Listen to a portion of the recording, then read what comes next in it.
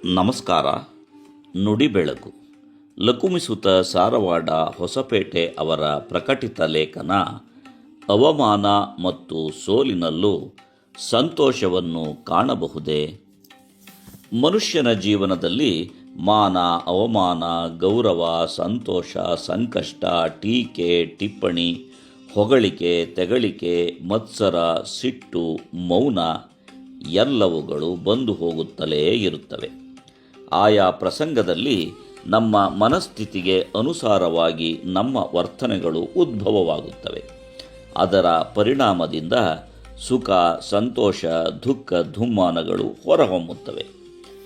ನಿಮ್ಮ ಪರಿಶ್ರಮದ ಫಲ ಅಪೇಕ್ಷಿಸಿದಂತೆ ದೊರೆತಾಗ ಏನೋ ಸಾಧಿಸಿದೆ, ನನ್ನ ತರ್ಕ, ಆಲೋಚನೆ ಅತ್ಯಂತ ಸಮಂಜಸವಾಗಿತ್ತು, ತತ್ಪರಿಣಾಮವೇ ಈ ಫಲ ಎಂದು ನಿಮ್ಮಷ್ಟಕ್ಕೆ ನೀವೇ ಗೌರವಿಸಿಕೊಳ್ಳುವುದಲ್ಲದೆ ಇತರರೊಂದಿಗೆ ಹಂಚಿಕೊಳ್ಳುವುದು ಮತ್ತು ಇತರರಿಗೆ ಉಪದೇಶ ಕೊಡಲು ಕೂಡ ಆರಂಭವಾಗುತ್ತದೆ.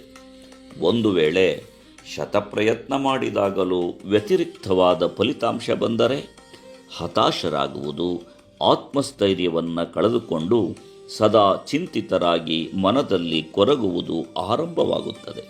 ಅಸಮಾಧಾನದಿಂದ ತನ್ನಷ್ಟಕ್ಕೆ ತನಗೆ ಬೇಸರವಾಗಿ ಯಾರಾದರೂ ಏನಾದರೂ ಹೇಳಿದರೆ ಅಥವಾ ಕೇಳಿದರೆ ಅದರಲ್ಲೂ ಸಹ ಸಂಶಯ ಪಡುವಂತಾಗಿ ಸಿಡುಕುತನ ಪ್ರಾರಂಭವಾಗುತ್ತದೆ.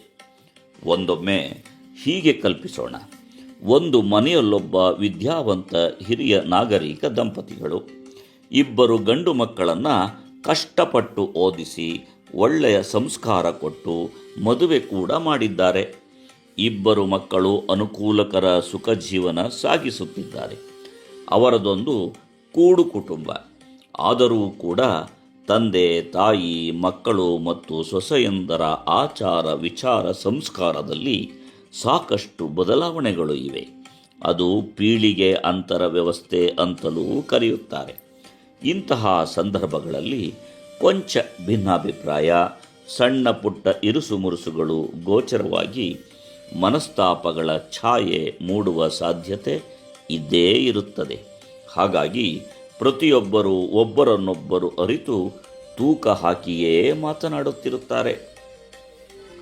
ಒಮ್ಮೆ ತಮ್ಮ ಕುಟುಂಬದ ಯಾವುದೋ ಒಂದು ಸಮಸ್ಯೆ ಕುರಿತು ಸಾಮೂಹಿಕ ಚರ್ಚೆ ಮಾಡುತ್ತಿದ್ದಾಗ ಮನೆಯ ಯಜಮಾನನ ಸಲಹೆ ಚಿಕ್ಕ ಮಗನಿಗೆ ಹಿಡಿಸದೆ ತಂದೆಗೆ ಗದುರಿಸಿ ಏರು ಧ್ವನಿಯಲ್ಲಿ ಉತ್ತರ ಕೊಡುತ್ತಾನೆ. ಆಗ ಚಿಕ್ಕ ಸೊಸೆಯು ತನ್ನ ಗಂಡನಿಗೆ ಬೆಂಬಲಿಸಿ ಮಾತಿಗಿಳಿಯುತ್ತಾಳೆ. ತಂದೆಗೆ ತುಂಬ ಬೇಸರವಾಗುತ್ತದೆ. ವಿಷಯವನ್ನು ಅರ್ಥ ಮಾಡಿಕೊಳ್ಳದೆ ಹೀಗೇಕೆ ವರ್ತಿಸುತ್ತಿದ್ದಾರೆ ಎಂದು ತಂದೆಗೆ ಕೆಡಕೆನಿಸುತ್ತದೆ. ಈ ಮಾತುಗಳನ್ನಾಲಿಸಿದ ತಾಯಿಗೂ ಅತೀವ ಬೇಸರವಾಯಿತು. ಕೊನೆಗೆ ಚಿಕ್ಕ ಮಗ ಸೊಸೆ, ನಮಗೇನು ಮಾಡಿದ್ದೀರಿ? ನಮಗೆ ಕಿರಿಕಿರಿ ಸಾಕಾಗಿ ಹೋಗಿದೆ. ಈ ಮನೆಯಲ್ಲಿ ನೀವೇ ಇರಿ, ನಾವು ಬೇರೆ ಮನೆ ಮಾಡುತ್ತೇವೆ ಎಂದು ಹೊರಟು ಹೋದರು. ಕೆಲ ದಿನಗಳ ನಂತರ ಹಿರಿಯ ಮಗ ಮತ್ತು ಸೊಸೆ ಇದೇ ದಾರಿಯನ್ನು ಹಿಡಿದರು. ಇಲ್ಲಿ ಗಮನಿಸಬೇಕಾದ್ದು ಈ ಹಿರಿಯ ದಂಪತಿಗಳು ಮತ್ತು ಮಕ್ಕಳು ಸೊಸೆಯಂದಿರ ಆವೇಶಭರಿತ ಪ್ರತಿಕ್ರಿಯೆ ಮತ್ತು ಆತುರದ ನಿರ್ಧಾರವೇ ಅಗಲಿಕೆಗೆ ಕಾರಣ. ಒಂದು ವೇಳೆ ಮಕ್ಕಳು ಒಂದು ಹೆಜ್ಜೆ ಹಿಂದೆ ಸರಿದು ಬುದ್ಧಿಯನ್ನು ಉಪಯೋಗಿಸಿ ತಾಳ್ಮೆಯಿಂದ ಮನಸ್ಸನ್ನು ಹಿಡಿತಕ್ಕೆ ತಂದುಕೊಂಡು, ಹೌದು, ತಂದೆ ತಾಯಿ ನಮಗಾಗಿ ಸಂಸಾರಕ್ಕಾಗಿ ಕಷ್ಟಪಟ್ಟಿದ್ದಾರೆ, ಈ ಇಳಿ ವಯಸ್ಸಿನಲ್ಲಿ ನಾವು ವಿನಯದಿಂದ ವರ್ತಿಸಿದರೆ ಅವರಿಗೆ ಸಮಾಧಾನವಾಗುತ್ತದೆ, ಅಥವಾ ಈಗ ಶಾಂತವಾಗಿದ್ದು ಇನ್ನೊಮ್ಮೆ ಬೇರೆ ರೀತಿಯಿಂದ ಚರ್ಚಿಸೋಣ ಎಂದು ತಮ್ಮ ಪತ್ನಿಯರಿಗೆ ತಿಳಿ ಹೇಳಿ ಸಮಯವನ್ನು ಮುಂದೂಡಬಹುದಿತ್ತು. ಅದೇ ರೀತಿ ಹಿರಿಯ ದಂಪತಿಗಳು ಕೂಡ ಕಾಲ ಬದಲಾದಾಗ ನವಪೀಳಿಗೆಯ ಜೀವನ ಶೈಲಿಗೆ ಹೊಂದಿಕೊಳ್ಳಬೇಕು, ನಮ್ಮ ಮಾತನ್ನೇ ಮಕ್ಕಳು ಕೇಳಲಿ ಎನ್ನುವ ಪ್ರತಿಷ್ಠೆಗೂ ಅವಕಾಶ ಕೊಡಬಾರದಿತ್ತು. ಪರಿಶ್ರಮದ ಸಂತೋಷಕ್ಕೆ ಅಹಂಕಾರ ತರವಲ್ಲ, ಅಥವಾ ಪ್ರಯತ್ನಿಸಿ ಪಡೆಯದಿದ್ದಾಗ ನಿರುತ್ಸಾಹವು ತರವಲ್ಲ. ಹಾಗಾದರೆ ಪ್ರಯತ್ನದ ದಾರಿಗಳೇನು?